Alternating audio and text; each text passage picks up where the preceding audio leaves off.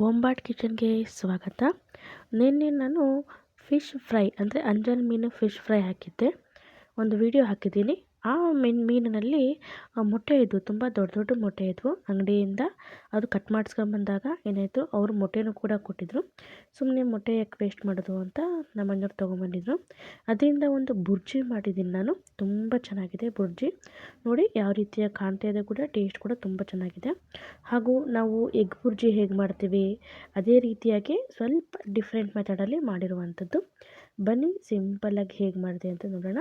ತುಂಬ ಟೇಸ್ಟಿಯಾಗಿ ಕೂಡ ಇದೆ. ಒಂದು ಮೀನಿನಲ್ಲಿ ಇರುವಂಥ ಮೊಟ್ಟೆನ ಉಪಯೋಗಿಸ್ಕೊಂಡು ಮಾಡಿರುವಂಥದ್ದು. ಬನ್ನಿ ನೋಡ್ಕೊಳ್ಳೋಣ. ನೋಡಿ, ಇದು ಅಂಜಲ್ ಮೀನು. ಈ ಮೀನಲ್ಲೇ ಮೊಟ್ಟೆ ಇತ್ತು ನೋಡಿ, ಈ ರೀತಿ ದೊಡ್ಡ ದೊಡ್ಡದು ಮೊಟ್ಟೆ ಇದ್ವು. ಇದರಲ್ಲಿ 2 ಮೊಟ್ಟೆ ಇದೆ, ಒಂದು ಸ್ವಲ್ಪ ಕಟ್ಟಾಗಿದೆ. ಇದನ್ನು ನಾವು ತೊಳ್ಕೊಬೇಕು. ಈ ಮೇಲಿನ ಪದರ ತೆಗಿಯೋದು ಬೇಡ, ಹಾಗೆ ಇರಲಿ. ತೆಗೆದುಬಿಟ್ರೆ ಏನಾಗುತ್ತೆ, ತೊಳೆಯೋಕ್ಕಾಗೋದಿಲ್ಲ, ಎಲ್ಲ ನೀರಲ್ಲಿ ಆಗಿಬಿಡುತ್ತೆ. ನೋಡಿ ಈ ರೀತಿಯಾಗಿ ಮೊಟ್ಟೆ ಇದೆ. ಇದು ಸ್ವಲ್ಪ ಕಡೆ ಕಟ್ಟಾಗಿದೆ. ಇದನ್ನು ತೊಳ್ಕೊಂಬರೋಣ. ಈ ಮೀನಿನ ಫ್ರೈ ಕೂಡ ನಾನು ಹಾಕಿದ್ದೀನಿ, ಅನ್ನೋದು ಕೂಡ ನೋಡ್ಕೊಳ್ಳಿ. ಚೆನ್ನಾಗಿದೆ, ತುಂಬ ಸಿಂಪಲ್ಲಾಗಿ ಮಾಡಿರುವಂಥದ್ದು. ನೋಡಿ ಮೊಟ್ಟೆನ ನಾನು ತೊಳ್ಕೊಂಬಂದಿದ್ದೀನಿ. ಲೈಟಾಗಿ ತೊಳೀರಿ. ಒಂದು 3ರಿಂದ 4 ಸಾರಿ ತೊಳೆದಿದ್ದೀನಿ ನಾನು. ನಿಧಾನವಾಗಿ ನೀರು ಹಾಕೊಂಡು ತೊಳೆದಿದ್ದೀನಿ. ನಂತರ ಇದ್ರ ಮೇಲೆ ನಾನು ಸ್ವಲ್ಪ ಅರಿಶಿನ ಪುಡಿ ಹಾಕ್ತಾಯಿದ್ದೀನಿ. ಇದು ಮನೆಯಲ್ಲಿ ಮಾಡಿರುವಂಥದ್ದು ಅರಿಶಿನ ಪುಡಿ. ನಂತರ ಸ್ವಲ್ಪ ಉಪ್ಪನ್ನು ಹಾಕ್ತಾಯಿದ್ದೀನಿ. ಅರಿಶಿನ, ಉಪ್ಪು. ಮೇಲಿಂದ ನಾನಿಲ್ಲಿ ಲೆಮನ್ ಜ್ಯೂಸನ್ನು ಹಾಕ್ತಾಯಿದ್ದೀನಿ. ಬೇಡ ಅನ್ನೋರು ನೀವು ಹುಣಸೆಹಣ್ಣು ರಸ ಕೂಡ ಹಾಕ್ಕೋಬೋದು. ನೋಡಿ, ಇದನ್ನು ಲೈಟಾಗಿ ಈ ರೀತಿಯಾಗಿ ಎಲ್ಲ ಅಪ್ಲೈ ಮಾಡಬೇಕಾಗುತ್ತೆ. ಎಲ್ಲ ಒಂದು ಮೀನಿನ ಮೊಟ್ಟೆಗೆ ಈ ಥರ ಹಚ್ಚಬೇಕು. ನಿಧಾನವಾಗಿ ಹಿಂದೆ ಮುಂದೆ ಎಲ್ಲ ನಿಧಾನವಾಗಿ ಹಚ್ಕೊಳ್ಳಿ. ಪದರ ಒಡೆದೇ ಇರೋ ರೀತಿಯಲ್ಲಿ ಹಚ್ಕೊಳ್ಳಿ, ಇಲ್ಲಾಂದರೆ ನಮಗೆ ರೆಸಿಪಿ ಮಾಡುವಾಗ ತೊಂದರೆ ಆಗುತ್ತೆ. ಒಡೆಸ್ಬಿಟ್ರೆ ಕರೆಕ್ಟಾಗಿ ಸಿಗೋದಿಲ್ಲ ಮೊಟ್ಟೆ. ಆದ್ದರಿಂದ ನೋಡಿ, ನಾನು ಏನೇನೋ ಸರ್ಕಸ್ ಮಾಡ್ತಾ ಇದ್ದೀನಿ. ನನಗೂ ಕೂಡ ಇಷ್ಟು ದೊಡ್ಡ ಮೊಟ್ಟೆ ಸಿಕ್ಕಿರೋದು ಇದೇ ಮೊದಲು. ಎಲ್ಲ ಸಣ್ಣ ಸಣ್ಣ ಮೊಟ್ಟೆ ಸಿಕ್ತಿದ್ವು, ಅದನ್ನೇ ಮಾಡ್ತಿದ್ದೆ ನಾನು. ಈ ದೊಡ್ಡ ಮೊಟ್ಟೆ ಇವಾಗೆ ಸಿಕ್ಕಿರೋದು ನನಗೆ. ಅದರಿಂದ ರೆಸಿಪಿ ಮಾಡೋಣ ಅನ್ನಿಸ್ತು ನಾನು. ಅದರಿಂದ ನಿಮಗೆ ಕೂಡ ರೆಸಿಪಿ ಮಾಡಿ ತೋರಿಸ್ತಾ ಇದ್ದೀನಿ. ಇಷ್ಟ ಆದರೂ ಖಂಡಿತವಾಗಿ ಮಾಡ್ಕೊಳ್ಳಿ, ತುಂಬ ಚೆನ್ನಾಗಿರುತ್ತೆ. ನಂತರ ನಂದು ನಾನ್ ವೆಜ್ ತವ ಇಟ್ಕೊಂಡಿದ್ದೀನಿ, ಅಂದರೆ ನಾನ್ ವೆಜ್ ಮಾತ್ರ ಇದು ತವಾದಲ್ಲಿ ಮಾಡೋದು ನಾನು. ನಂತರ ಅದಕ್ಕೆ ಸ್ವಲ್ಪ ಕೊಬ್ಬರಿ ಎಣ್ಣೆ ಹಾಕ್ತಾಯಿದ್ದೀನಿ ನಾನು. ನಿಮ್ಗೆ ಬೇಕಾದರೆ ಅಡುಗೆ ಎಣ್ಣೆ ನೀವು ಯಾವುದು ಯೂಸ್ ಮಾಡ್ತೀರೋ ಅದನ್ನು ಹಾಕ್ಕೊಳ್ಳಿ.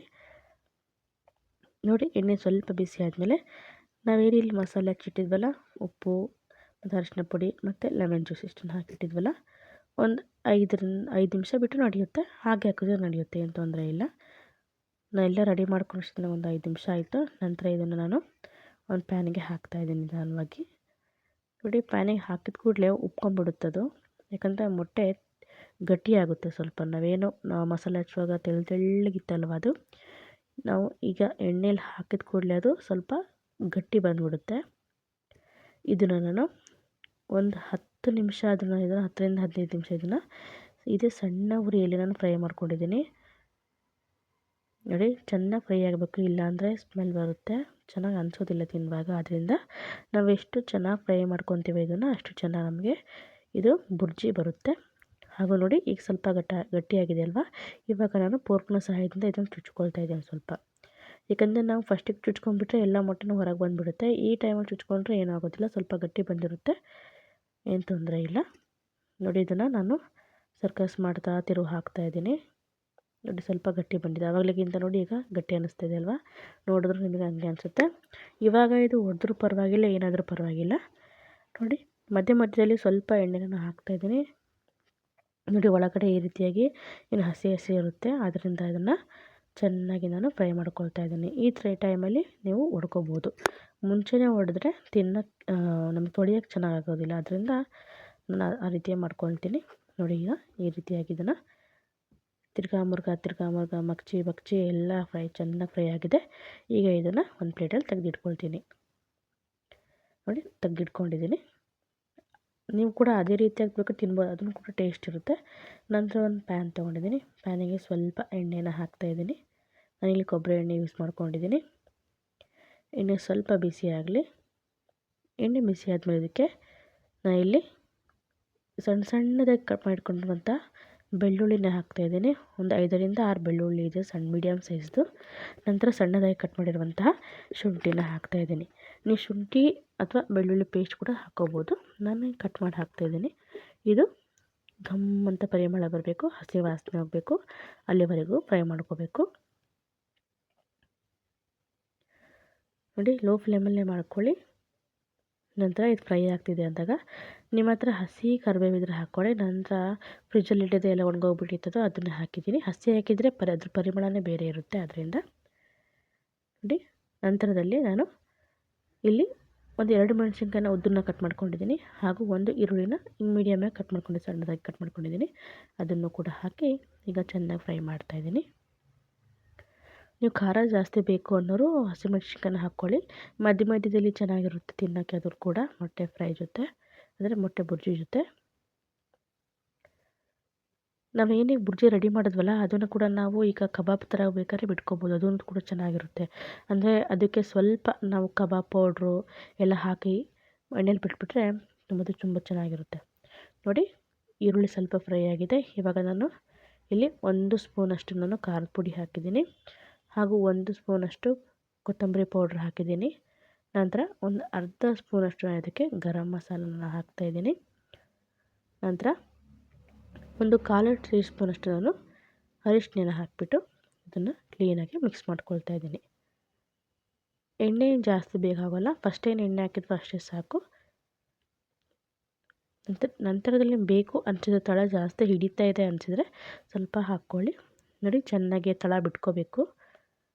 ನಂತರದಲ್ಲಿ ನಾನು ಒಂದು ಟೊಮೆಟೊನ ಕಟ್ ಮಾಡಿಟ್ಕೊಂಡಿದ್ದೆ, ಅದನ್ನು ಕೂಡ ಹಾಕಿದ್ದೀನಿ. ಯಾಕಂದರೆ ಟೊಮೆಟೊ ಹಾಕಿದ್ರೂ ಕೂಡ ನೀರು ಬಿಟ್ಕೊಳ್ಳುತ್ತೆ.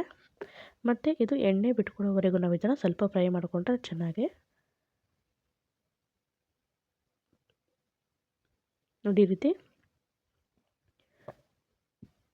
ಫ್ರೈ ಮಾಡ್ಕೊಂಡಾದ್ಮೇಲೆ ನಾನು ಸ್ವಲ್ಪ ಮುಚ್ಚಿಡ್ತೀನಿ, ಚೆನ್ನಾಗಿ ಫ್ರೈ ಆಗಬೇಕದು. ಅದರಿಂದ ನೋಡಿ ಸ್ವಲ್ಪ ಹೊತ್ತಾದಮೇಲೆ ನೋಡಿ ಕೆಳಗಡೆ ಎಣ್ಣೆ ಎಲ್ಲ ಬಿಟ್ಕೊಂಡಿದೆ. ಈಗ ನೋಡ್ತಾ ಇರ್ಬೋದು,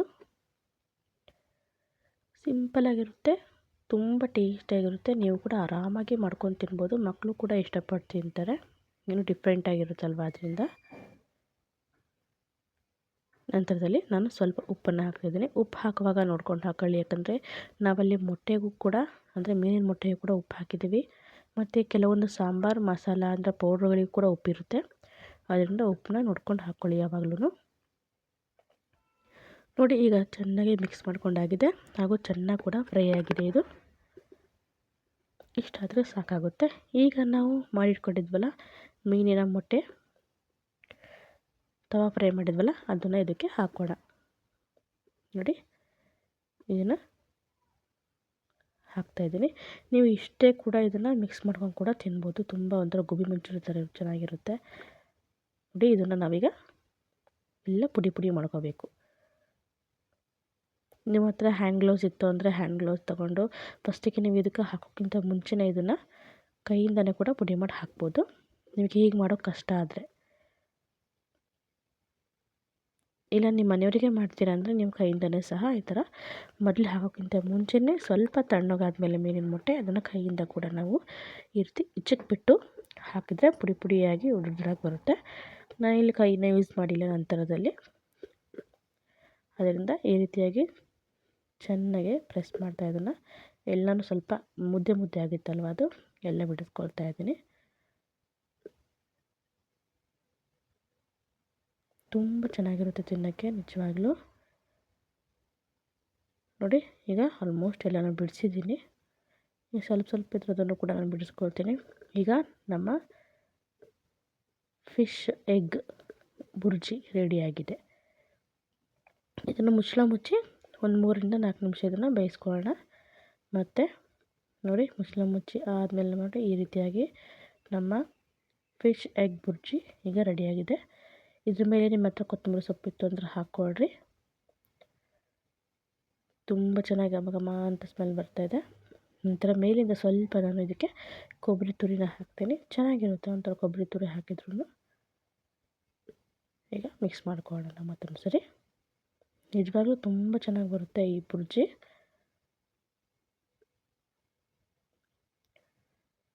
ನಮಗೆ ಎಗ್ ತಿನ್ನುವಾಗ ಎಗ್ಗೆ ಅನಿಸಲ್ಲ, ಆ ರೀತಿಯಾಗಿ ಟೇಸ್ಟ್ ಇರುತ್ತೆ. ಏನು ತಿಂತಾಯಿದ್ದೀವಿ ಅಂತಲೇ ಗೊತ್ತಾಗೋದಿಲ್ಲ. ನೋಡಿ ನಮ್ಮ ಎಗ್ ಬುರ್ಜಿ ಈಗ ರೆಡಿಯಾಗಿದೆ, ಫಿಶ್ ಎಗ್ ಬುರ್ಜಿ ರೆಡಿಯಾಗಿದೆ. ನೋಡಿ ನೀವು ಕೂಡ ಇದೇ ರೀತಿಯಾಗಿ ಮಾಡ್ಕೊಂಡು ತಿನ್ಕೋಬೋದು. ಹಾಗೂ ನಮ್ಮ ಚಾನಲ್ನ ಯಾರ್ಯಾರು ನೋಡ್ತಿದ್ದೀರಾ ದಯವಿಟ್ಟು ಸಬ್ಸ್ಕ್ರೈಬ್ ಮಾಡ್ಕೊಳ್ಳಿ, ಲೈಕ್ ಮತ್ತು ಶೇರ್ ಮಾಡಿ. ನೋಡಿ ನಮ್ಮ ಎಗ್ ಬುರ್ಜಿ ರೆಡಿ.